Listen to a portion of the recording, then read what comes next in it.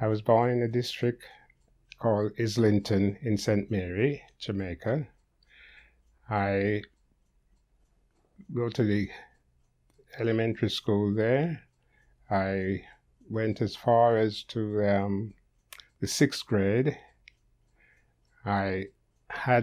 From there, I stopped. I didn't go to a college, but I assist my parents in things like helping around anyway, because we were a family of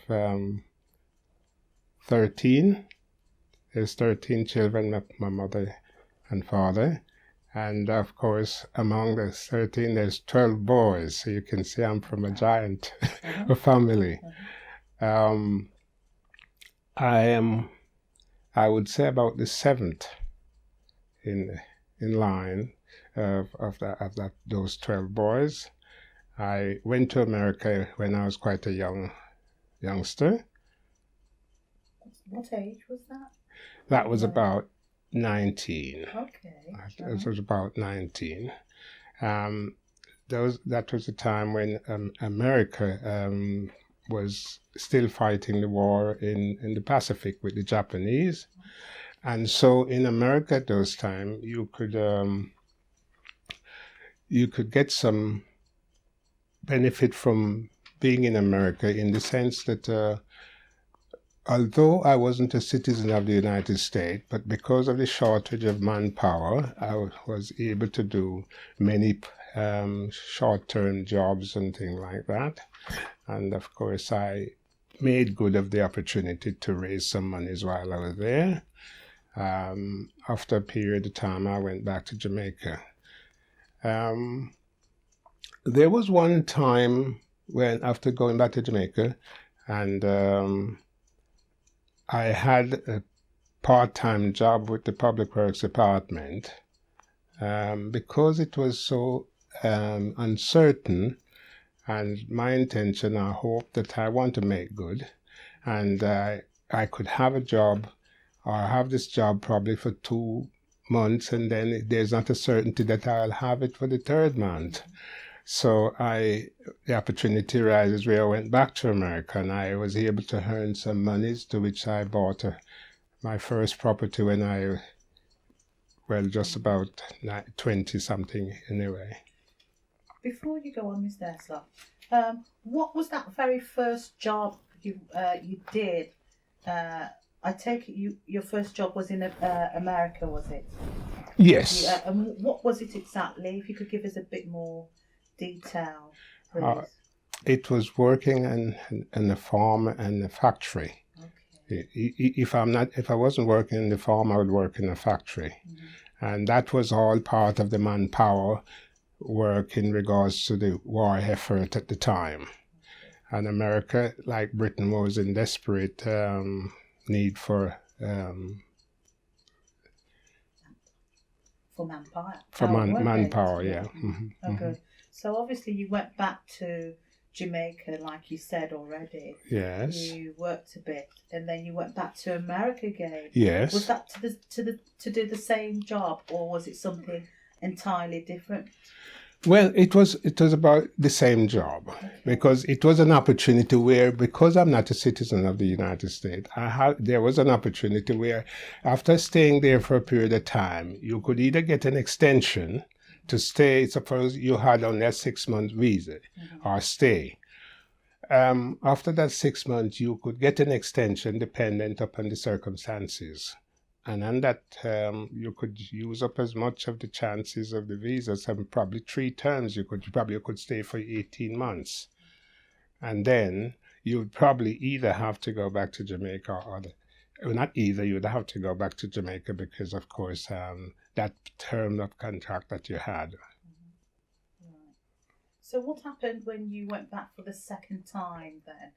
Was the second time your sort of last stay employment-wise in America, and you went back to Jamaica, or did you go elsewhere?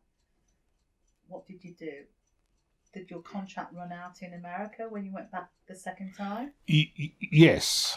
Mm-hmm. It runs out, and that's why. So what did you do? when I You went back. to Jamaica, did you? Mhm, yeah. And what did you do when you got back to Jamaica? Could you tell us a bit more about what happened when you went back to Jamaica? Well, I sought employment in Jamaica. That was rare then that I had a chance to work with the Public Works Department. Okay, right. And there was so much uncertainty in regards to employment there. So I take the opportunity of coming into England. Oh, right. Mm-hmm. So before we actually talk about your process of migration from Jamaica, can you just give me your date of birth, because I didn't quite get that at the beginning, just to give me an idea about yourself. You were born, what year was that? 19th of July. 19th of July. 1925. 1925. So when you actually left Jamaica, you came to England, and what year was that? And was it by plane or boat? It was by boat. 14 days on the boat. Right. And where did it go? Did it sort of like through to America and take the long route? No, it non-stop. It didn't travel via America. It was a non-stop boat. 14 days we took. I landed at Bristol. Do you remember the day and the year? It was 54, and that it was 54. Yes, yes, it was 54. Okay. And the month was August, I think it was. Okay. And did you pay for it yourself? Yes. And came with family, or you came by yourself first? My wife came on the plane because she wanted to travel by plane, and of course I like the traveling and ship, because my visit to America in the couple of times I've been up there was by ship. I go back to America on plane, but I travel from Jamaica in the ship. And so I wanted us to come on the ship. So my wife was here before me, about a month or so. Okay. So in a sense, am I right in saying that yourself and your wife decided together to come to England? Yes. Did you have any family at the time as well, or son, daughter? Yes, we have one daughter then. And she came with your wife? No, she was left with the grandparents. Okay. And that was your own choice and decision to leave her? That's brilliant. Okay. So it's interesting. You said you came by boat. You took that decision yourself, and your wife came by plane. Obviously, plane being much quicker, she arrived before you. What were your first thoughts when you arrived, and could you tell us whether you stayed with family or friends or whatever? One of the because my wife had a relation up here before, he was able to secure a place for us for some. When my wife came, all those things was arranged, and of course, he had a flat in a home in Waterloo Road. Oh, nice. Yeah, and my wife then was accepted as a nursing student at the hospital, and so when I came, she was here to meet me before.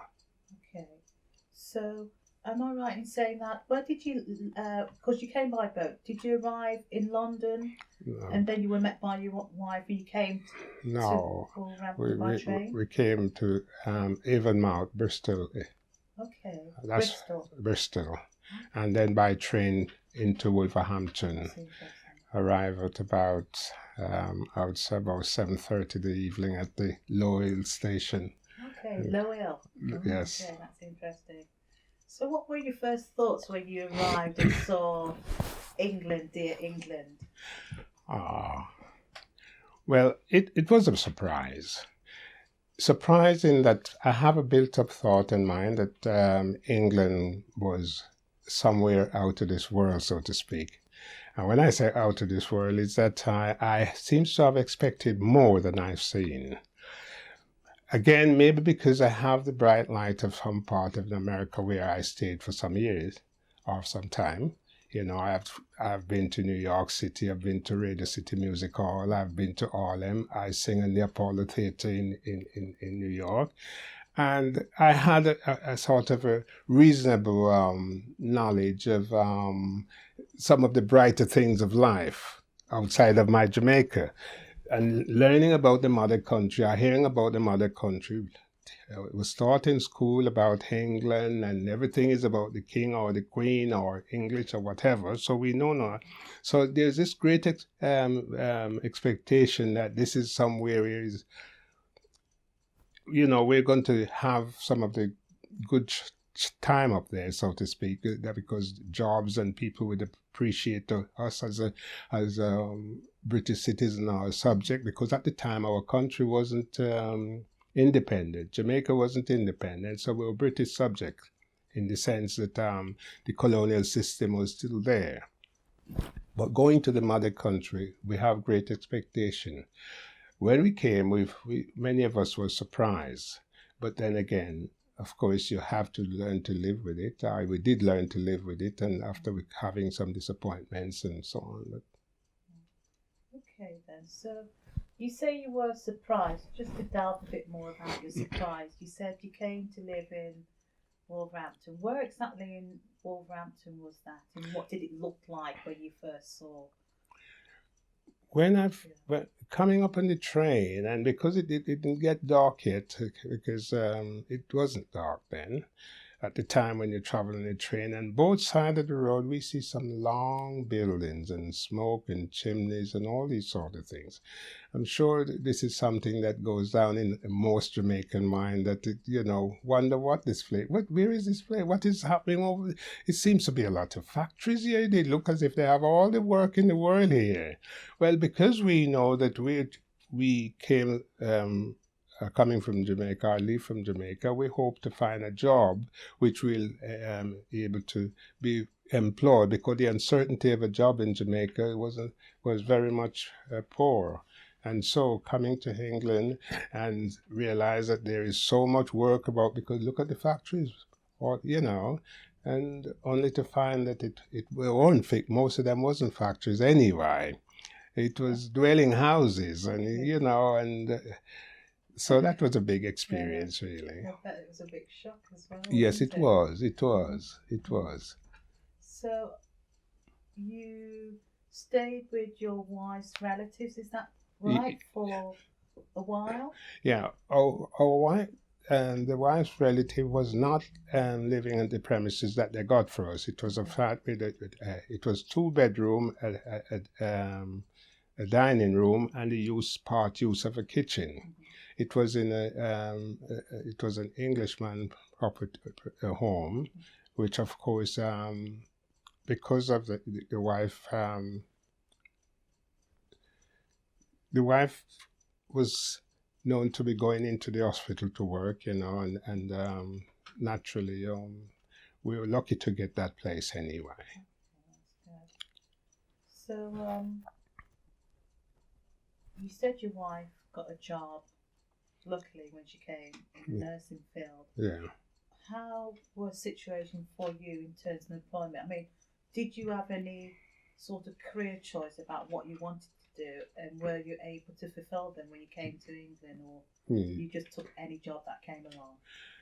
At the start, I was hoping to find a job that is going to let me get some monies quickly, but I had intention to further my education or further my position technically, especially in the field of London building, where I did a bit of auctioneer in my little stay in Jamaica after leaving. Yeah. And so I wanted us to further valuation in London building. And of course, but I started off in the factory. Okay. Were you able to pursue your career in the evaluation field? Yes, I got a job in a foundry, and while I was working there, I got into the correspondence course in the valuation, and of course I went as far as doing intermediate, and of course I went to the the council to ask if I would be able to get a job there in that field. But of course, they said that I'm not qualified enough. There are too many qualified people at the time. So I wanted just to see if there's a chance that I could work and learning at the same time, like, because those were privileges that you could work and learn at the same time. But it wasn't. I didn't get that. I didn't get through. Right. So let me just clarify. It was Wolverhampton Council you actually went to then to Yes. see whether you could get a job in that field. So what happened with the actual studying after that? Did you continue, or did you stop because of financial reasons or family reasons? I think family reason was one of the main thing. My wife was well advanced in her nursing profession, and she was having her last daughter, and of course, after she had her last daughter, I mean, she wanted to go back into the profession or continue, and I felt that I would want to be as much help as possible. I realized that I couldn't be working and continue with the correspondence course because I was having no time to it was a bit difficult for me then, because at the time they had 1 or 2 nurseries about, and our little daughter used to have to go to the nursery. I have to take the daughter to the nursery and fetch her. While the wife is off duty, she'll go back home and she'll do some things for, and leave, and I'll go home and of course I'll have to be there with the child and all like that. To study further, I was finding it a bit difficult, and I just give it up, really. So can I just clarify something with you? Am I right or wrong in saying that you put your career in terms of employment and education on hold to help bring up the family whilst your wife was nursing? That is correct. That is correct. So, could you tell me a bit more about your family then, your family life? I know somewhere at the beginning you said you had a daughter, you got married in Jamaica, is that right? And you had a daughter who stayed with your grandmother whilst you both came to England. I take it you both sent for her once you settled down? Yes. Okay. Yes. Okay, and she came over. And she came. And did she live at that place where you first stayed, No. or did you sort of eventually move on and out of that lodging and bought your own? Oh yes. If I go back to that, where we were living, we found that, of course, anyway, that it was not suitable, because there was a fair amount of restriction in the sense that if friends come to see us, things like that, we'll find that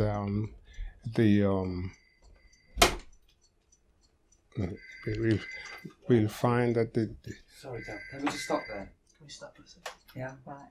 Yeah. Oh yes, Miss Desmond, you were saying.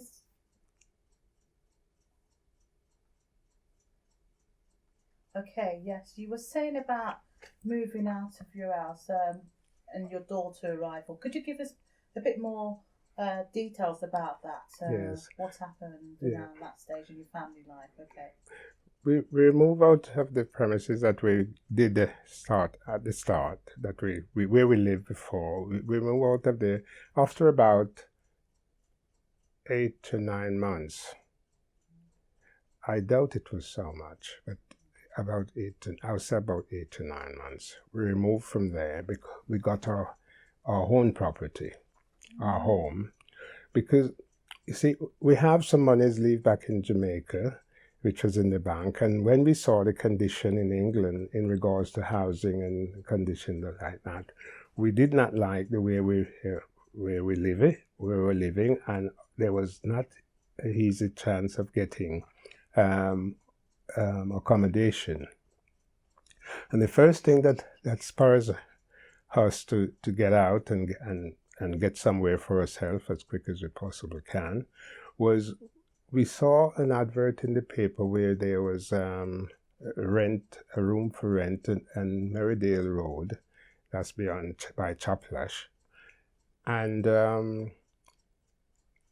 I phoned the owner for the premises and said that we have seen your adverts and we would like to view it and hope that we'll. And I was told to come down. I said I will come down, and see it, and they told me yes. The lady said yes, come on. So when I went to this door and I knocked, and the lady opened the door and she sat back like that and, can I help you? And I said, I've not long spoke with you, or I don't know if somebody else here I've spoken to regard to the room that you have for let. I think it was called apartment, or something like that, whether room or apartment, but it was good. And she said, oh, it's gone. And I said, but it's not, I only took the bus from Waterloo Road to down here, and of course you told me, yes, I could come. She said, oh, it's gone, and she closing the door in my face. So I said, why do that? Because, you don't tell me it's gone already, and you just tell me to come. And she said, it's gone, and she closed the door. Well, you can't fight somebody to go into their premises or for them. So I stood on the step, and I could see from the curtain that she stood in the front room and she's looking at me, and I could see where she either scared or she's annoyed to see that is somebody who probably shouldn't want to rent the place to. And so I knocked the window, and she came out and she said, it's gone. I said, but I just spoke with you and you can't say it's gone. She said, yes, it's gone. Well, there was nothing more I could do because I could see that she really didn't want it. And I went back and I told the wife that, you could see that this lady didn't want us because, imagine she told me to come down and and I go on and she said, oh, it's gone. So we thought then that, well, what if we get our own place? And we start to inquire, look at properties for sale, look at properties for rent. And we saw quite a few properties, but we settled for one that was nicely renovated up. It has a bathroom, which a good many houses around them time didn't have bathroom. And it has a nice kitchen area and so on. And so we went to the auctioneer. Well, it was the auctioneer that we went to anyway, and he took us there, and we looked at it and we agreed. And of course, we make an offer. It was accepted.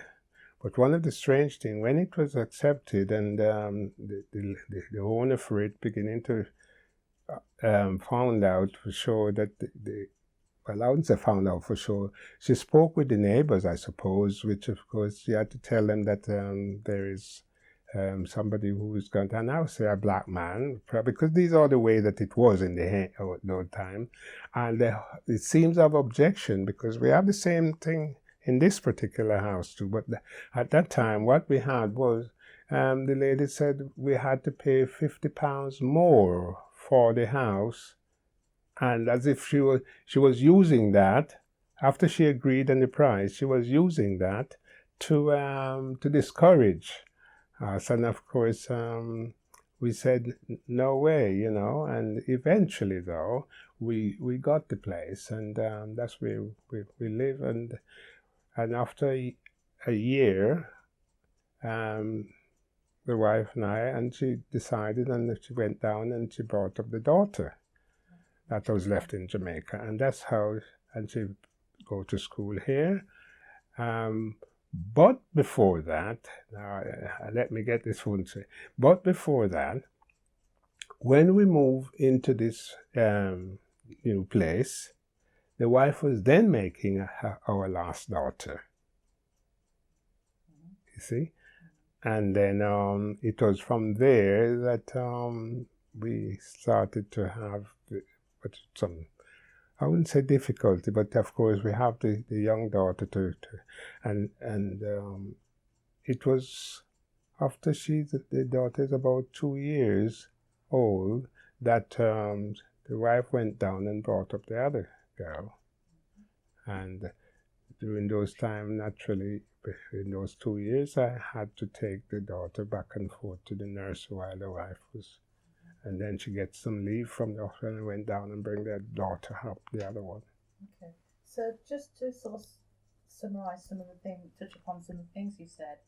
Obviously, you tried to let this apartment somewhere in Meredale, and for some reason, this person didn't let you have the property, even though she said it was available. You both took the decision to buy your own property, and you got it.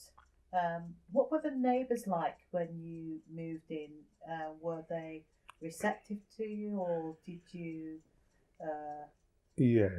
feel somewhat isolated where you were in terms of not being able to mix with the neighbours, or for whatever reasons? Could you just tell us a little bit more? Yes, we had very good neighbours. They were friendly, they was helpful, and then we developed a good relationship, I would say, at that time. Those were the time when there were a few people who was out of this world awkward in the sense that maybe because they didn't know much about black people, and I would say, to me, some of it is as if the information or the knowledge that they have about black people, it was something that is, I couldn't understand why they behave the way they behave, because as if it was somebody from outer space. That's how some people behave with us. But you have some people who were friendly. They ask you if there's anything you want. They will try and help you in many areas that, of course, hadn't been for those sort of support. We would have found it very difficult. But then again, we have the other area where we find people seems to be even going out their way to be rude to us, are unhelpful, or discriminatory and things like that. But those are cases where we have to deal with it as we go along. Could you sort of give me, out of curiosity, some of those sort of rude and unhelpful sort of experience you had? Give us some examples. Example, like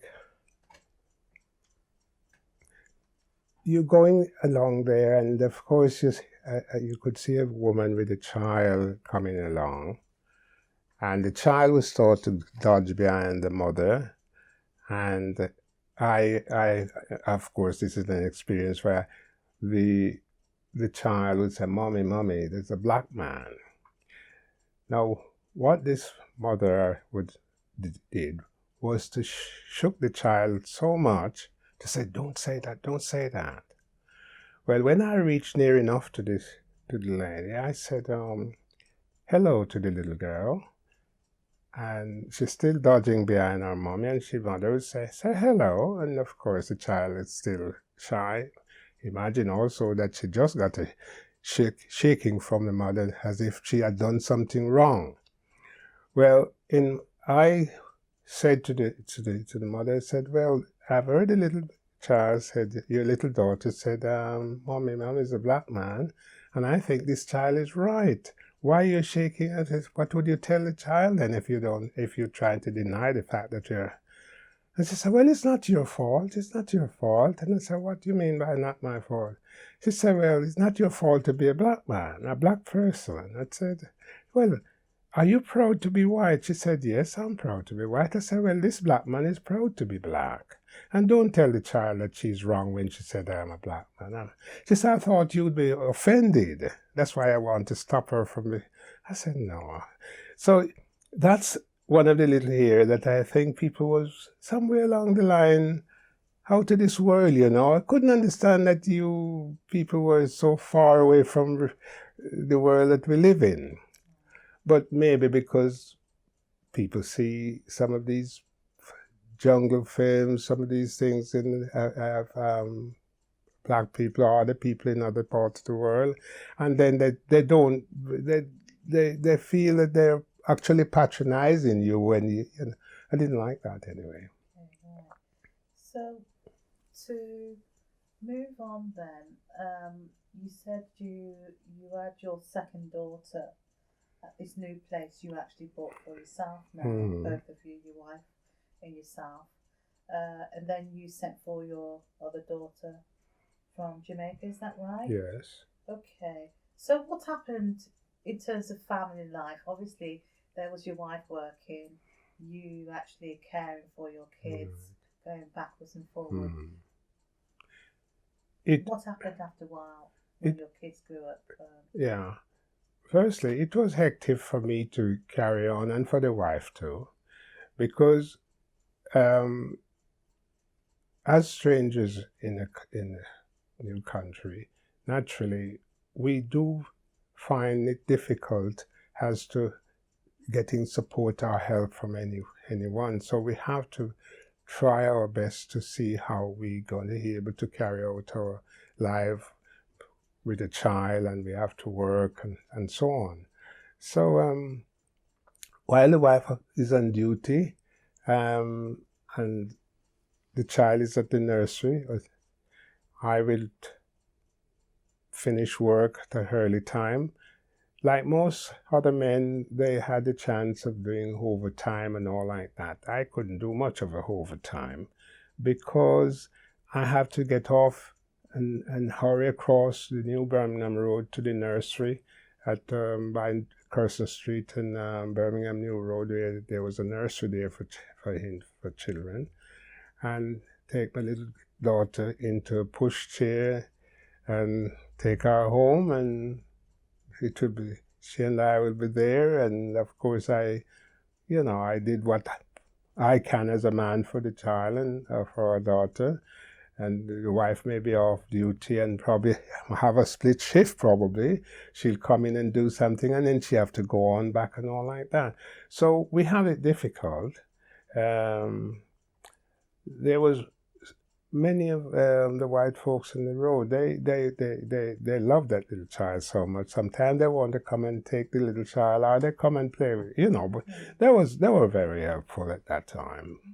There was some terrible time I had at the factory where I worked, because of course, again, discrimination was there in the plain sense that, of course, as soon as you prepare to stand up for your right, you can, folks, especially a few women that I knew, would say, why don't you go back to where you're from and all like that, So those little things, we come across them, but we deal with them. Okay. What other employments? Did you stay in the factory? Did you continue working in the factory, or did you move on from there? Yes, I moved on from where I was there, because of course I didn't like the job. It was like a dead-end thing. And I moved on to another called the Tube Product, and of course I had a more reasonable job. I was operating a machine. It was technical, and I had to exercise my common sense a bit more than the other place that I was. So I was more happy at the other place, at Tube Product, and I worked there for a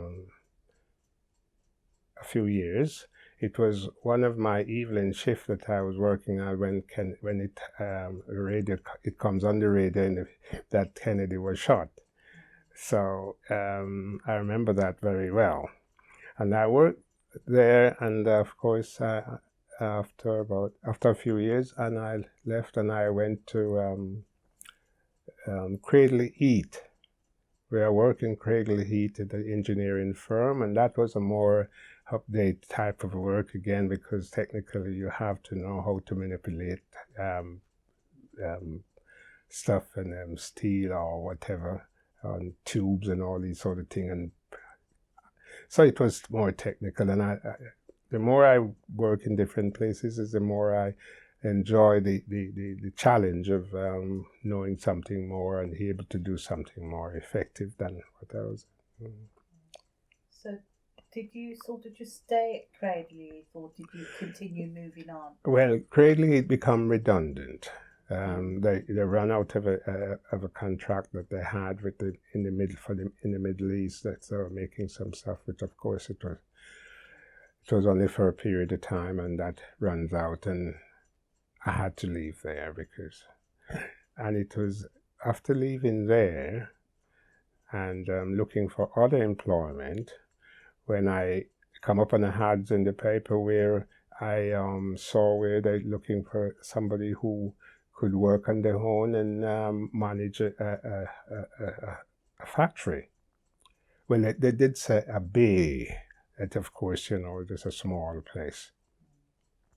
So I went and I got an interview with the management, and of course I was taken on, and of course we started up a new premises in aluminium.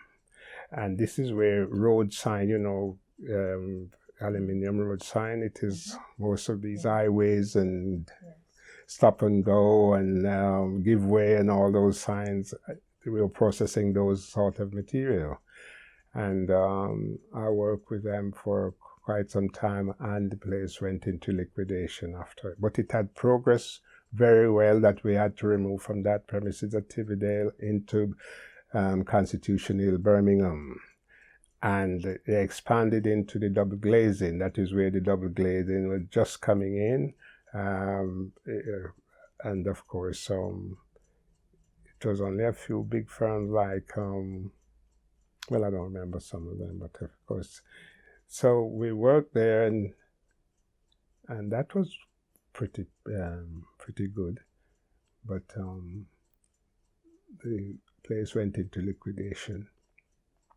And so we become redundant there. Looking after another job, that's where I thought about doing something else outside of the factory. And of course, I went to the council, and this was where the cultural center comes in. There was just about to develop the cultural center, and it was there that I got a job. Eric Pemberton was the director for that center at the time, and I worked with him. And after a while, Eric left, and I left after, and I got a job up in Warsaw with the council, and to develop a day center for the elders. And of course, sorry. Just to clarify then, that the cultural centre is the actual African Caribbean cultural centre. Yes. You're talking about. And obviously you worked with Eric Pemberton there. Yes. You left. And then after Eric left, you also left. Yes, right. And were successful in getting a job at Warsaw. Yes. What job was that? Actually, before you actually go into what job was that, give me a bit of detail about what you did at the cultural centre before you got this job at Warsaw, please. Well, I was working as an assistant to Eric Pemberton at the culture center, and I was also responsible for the bar area, where of course I had to deal with the brewery, and I have to take supply and also do some sales and all like that, and I helped to organize activities and things like that. Activities for young old people, or just people in the community? People in the community, because the cultural center was meant to be to carry out the cultural qualities of Black people. And of course, there are times when there were plays that they organized, and of course it was Black artists, and that's where I help to organize things like those, because if we have advertised that there will be a Black artist or play coming on next week or the other week or whatever the time will be, of course I'll have to do some organizing to make sure that it is advertised properly, and of course we deal with the costs or whatever, and things like those. I might have to work in the bar, have some assistant to help me in the bar, because of course we have a big attendance there and all like that, and it's very active. So I'm responsible for the finance and dealing with things like that. Okay, so you said that the cultural centre actually catered for the cultural needs, be it social or educational, whatever, Yes. of black people. Is that because there was a lack of services in the community, Yes. or what? It was There was a, nowhere for black people to there go. was there was no way for black people, and that was one of the first area that a black person could go in and satisfy that. Of course, this is more or less. I would not say we want to have a highland within an island, but of course, it is somewhere where black people predominantly uses and would feel more free, because of course there are other places that you go for entertainment or whatever, but you don't have that cultural connection. And you also find that there are that such kind of hesitation, and you know, you're not fully comfortable in some of the area. And so we were pretty happy to know that we have the cultural center where we can meet and discuss and talk and laugh and feel free and reminiscent with one another. We can also look forward to arranging Christmas occasion, parties, christening, anything to do with how we carry out our cultural type living or style. Of course, there's a lot of things there that we did that is not much different from an English setting. But we do have a other way of enjoying ourselves. Maybe we talk a little louder than some people or whatever. Right. So you moved on to Walsall, and if you could briefly tell me what that entailed, please, that job at Walsall Council, is that right? Yes. They wanted some. Of course, there was there is an organization up there called the African Caribbean Youth Council. They wanted. They had applied to the council for somebody who they applied for funds. They applied for funds, and of course, the fund is to use to employ somebody who will develop a center for the black community and elders, because they didn't have anywhere to go. The youth club was there for the youngsters, but we want something for black elders to go and, of course, have somewhere to meet and enjoy their companionship with one another. And of course, they wanted that. So I got the job to start that day center for the elders. And that's where I carried on. Okay. So you actually developed and managed that thing? Yes, I did. How long were you there for? I was there for 3 years at one.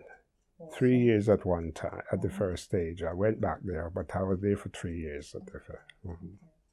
Those were the days when the MSc scheme was going, where MSc, I'm sorry to manpower services, was it? manpower service. That was where youngsters, after leaving school and didn't have a job, they could they have this scheme where they have a year works experience, and that year works experience, after that year, that particular those particular people will have to come out of it and new ones come on, because it's a chance for everybody to get some experience. At that time, I was able to use most of those staff for the purpose of helping to get around into the community to advertise what we're doing, and they would also go into the community and help the elders in their home, offering caring service and so on. So you were there at Walsall within that job, did you say 3 years? 3 years. Mm-hmm. And that was it? That was it. There was a discussion that funds were running out, and probably there might not be a continuation of that scheme. So I got a job at Morehouse Lane project in Wolverhampton. Okay. And what that project entailed? What was that about, the The- project? What did you do in that project? I supervised a day center for So it the was similar to what you similar left. to what I was Oh, doing. interesting. So what happened after Morehouse Lane? How long did you stay there? About 6 years, Okay. yes. And after 6 years? And after 6 years, I came up with the retirement while I was there within that 6 years. And of course, they asked me if I would stay on and carry on as usual. And I said, no, after 65, I think I have a right to take my retirement. Well, we come to some understanding that I will give at least 2 days service and probably a day voluntary. That's as much as I think I would do, because I didn't want to continue working as if I wasn't retired. And so I carried on, and I worked there for another 3 years.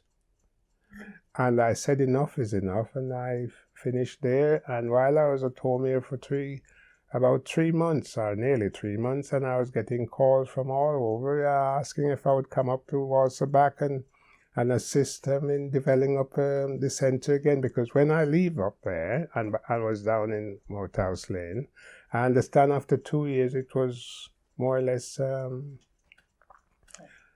Falling apart? falling apart is the right word. I mean, it has actually, the centre for the health, that part was closed down because there was no more funding. The youth club section was also very much down because the funding ran out, and the council saying that there wasn't money. So you went back to Walsall then? Yes, I went back to Walsall. And how long you were there for? I was After there. you're retired? Yes, I was there for another 3 years. Okay. And I developed the center again.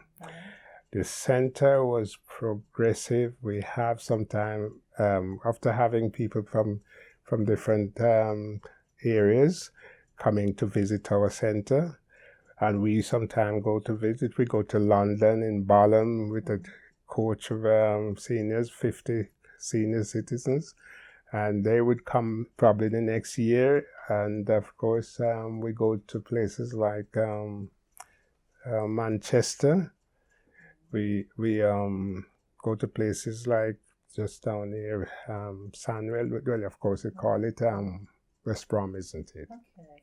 So after 3 years of going back and doing your best and developing the centre that is flourishing, I take it, yes, you're doing well. Yeah. What happened? Did you retire or what? Yes, I eventually give notice verbally at the time to the management that I think enough is enough, and they asked me what I mean. I said, well, I think I'm going to stop at the end of such time, and so I don't think you. So when was that? When did you actually verbally I officially agreed to finish at the end of August.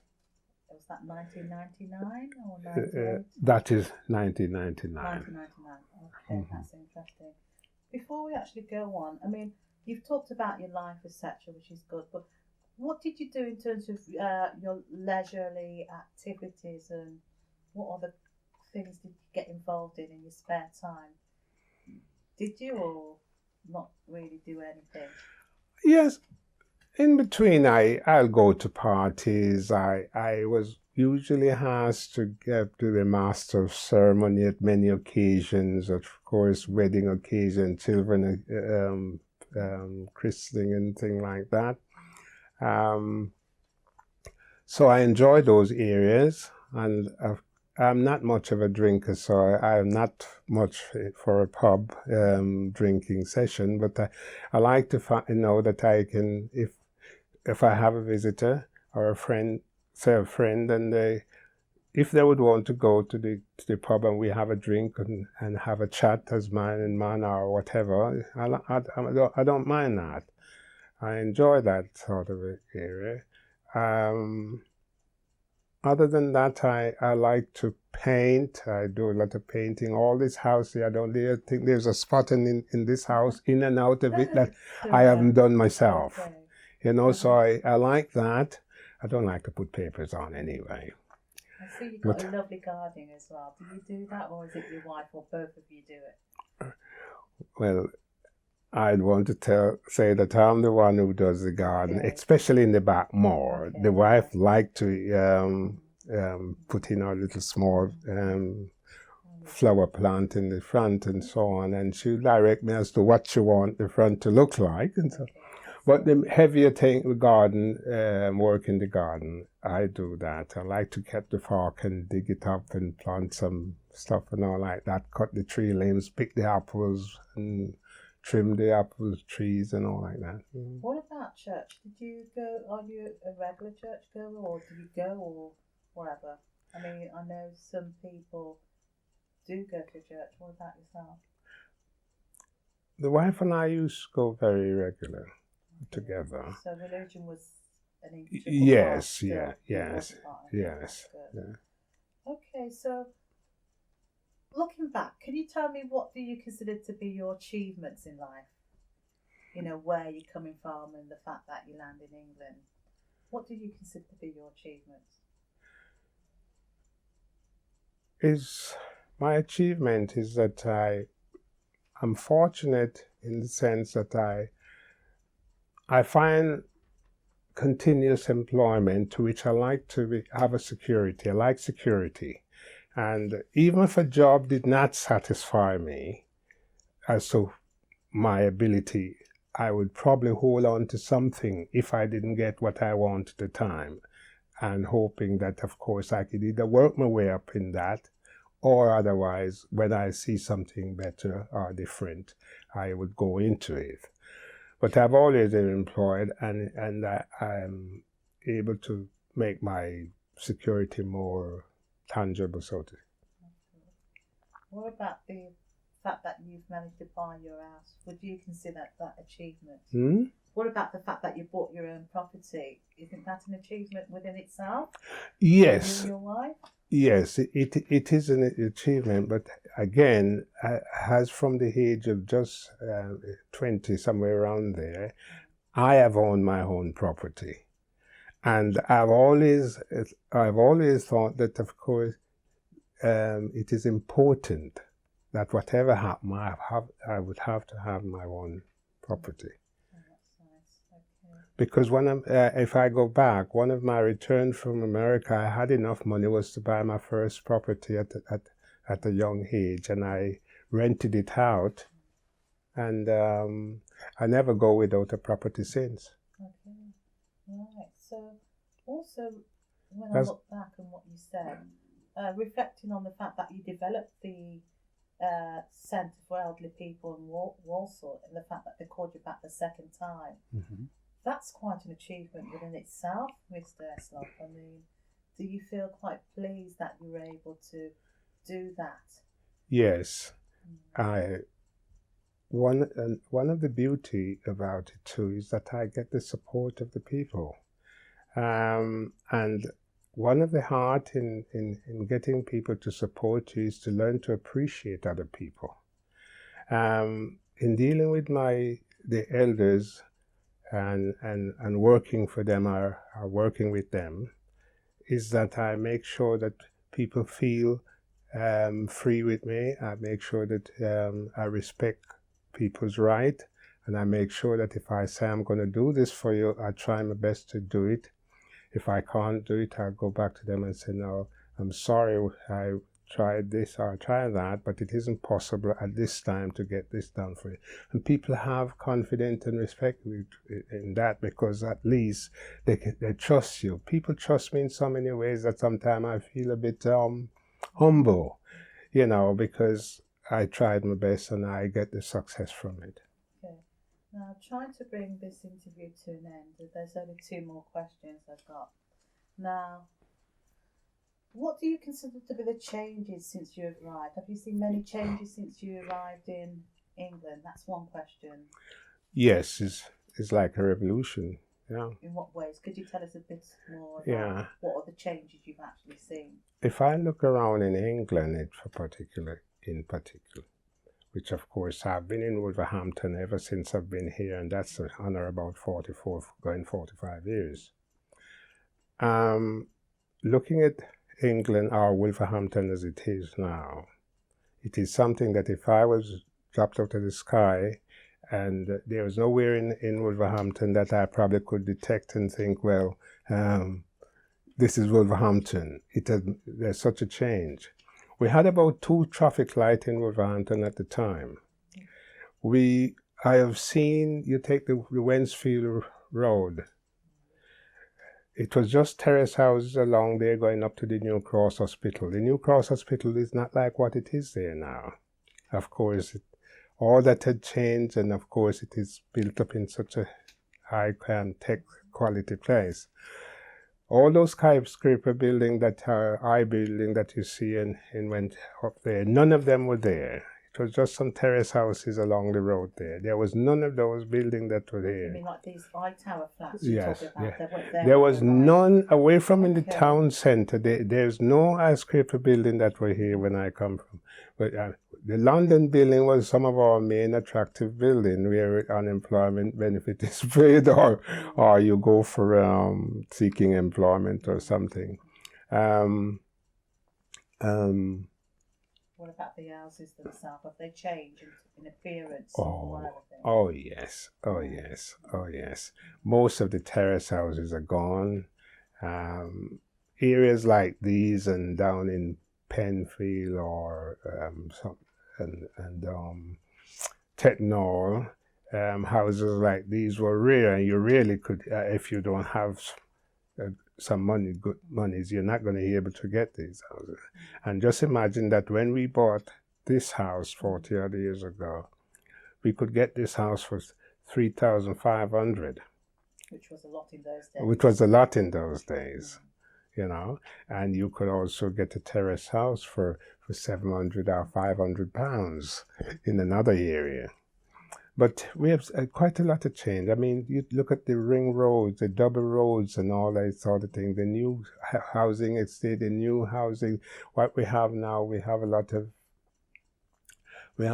nursing homes, we have a lot of day centers, we have a lot of, quite a lot of change. The market where it is now, I've seen it, there's changes there. It has, yes, because where the civic center is was where the market used to be when we were here. And almost, there's quite a few buildings that...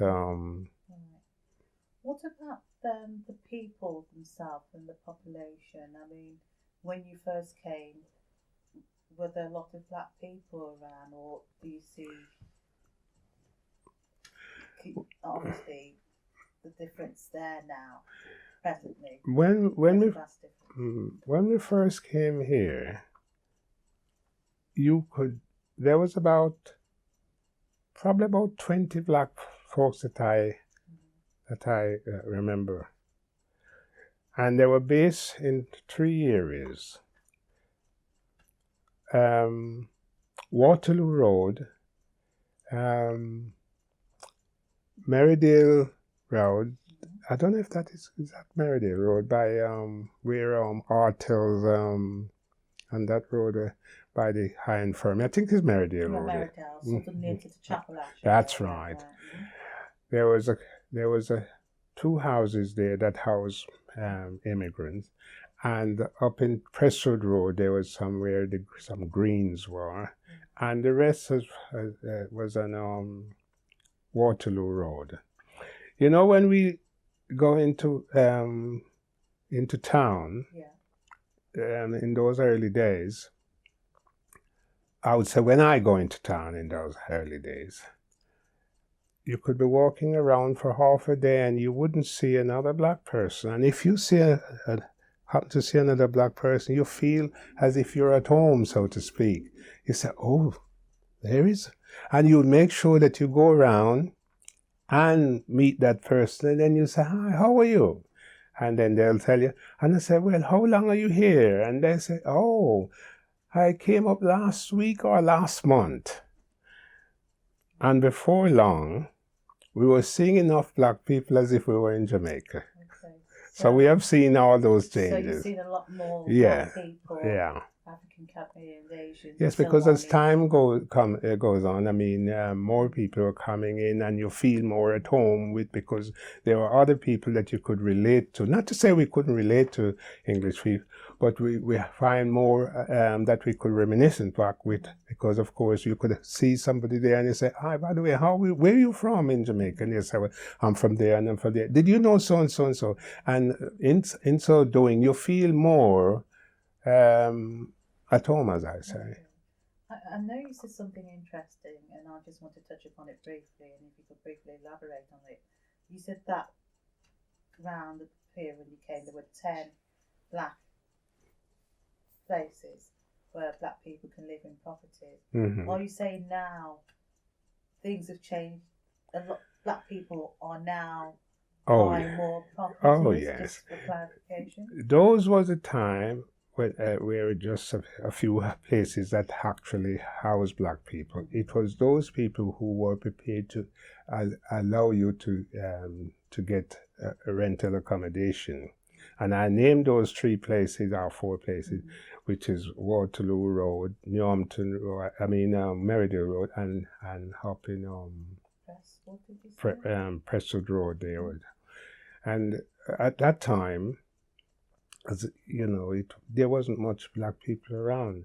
But eventually, we started to spread ourselves out, in the sense that, I mean, we work and we save monies, and we thought, well, this condition that we're living here in, we don't like it. And we before long you hear that Harry owns a house, and then he bring up his family or friends or whatever, and then he rents a part of his house, and then before long, and now hardly anybody is renting houses. Now they own their own houses. So the fact that they actually, black people, sublet part of their house, that helped them to financially move on and buy something for themselves. Yes, essentially. exactly. Okay. Did they have problems loaning from the bank or anything? Or? Yes, there were problems. If I give you an instance of, firstly, about a car. Yeah. About the car, when I first went to get a car, It's okay. yeah, Dan Everall would stand security for us for insurance.